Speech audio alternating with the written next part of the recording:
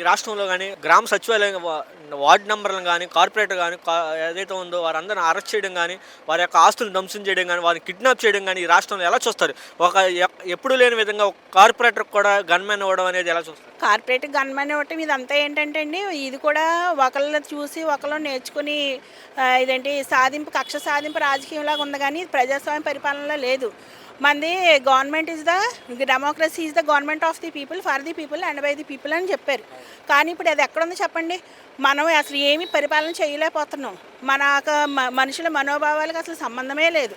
వాళ్ళ ఇష్టం ఎలా చేయాలనుకుంటే అలా చేస్తారు చంద్రబాబు నాయుడు గారు. అలా చేసి వాళ్ళు ఏంటంటే ఇలా ధ్వంసం చేసి ప్రజల్ని భయపెట్టేసి వాళ్ళు పబ్బం గడుపుకుంటారండి, అంతే. 160 సీట్లు ఉన్నటువంటి టీడీపీ కానీ, అలాగే 21, 25 గెలిచిన జనసేన కానీ ఇలాంటి వారే కూడా ఇంత మ్యాజిక్ ఫేవర్ ఉన్నటువంటి పార్టీలు కూడా భయభ్రాంతులు గురి చేసి గెలవాల్సిన పరిస్థితి అని అంటారు. భయభ్రాంతులు గురి చేయడం ఏముందండి? అది అంతా ఎలక్షన్లో ఏం జరిగింది, ఏం జరిగిపోయింది అనేది కూడా భగవంతుడికే తెలుసండి. ఎందుకంటే కూటమి ప్రభుత్వంలో అయితే ఇంత నమ్మేసి ప్రజలు వేసేస్తారనేది అయితే నేనైతే అనుకోను. ఎందుకంటే జగన్మోహన్ రెడ్డి గారు చేసిన ప్రతి పథకం కూడా చిన్న పిల్లల్ని అడిగినా కూడా మీకు చెప్తారు ఆయన ఏ విధంగా ఇచ్చారనేది. మేడం చూస్తే ఈసారి జగన్మోహన్ రెడ్డికి 11 కాదు 1 పరిమితం చేస్తాం అంటున్నాడు పవన్ కళ్యాణ్. అది జరగని పని అండి. వాళ్ళు 1కి పరిమితం అవుతారు. మా జగనన్న నెక్స్ట్ సీఎం రాసుకోండి.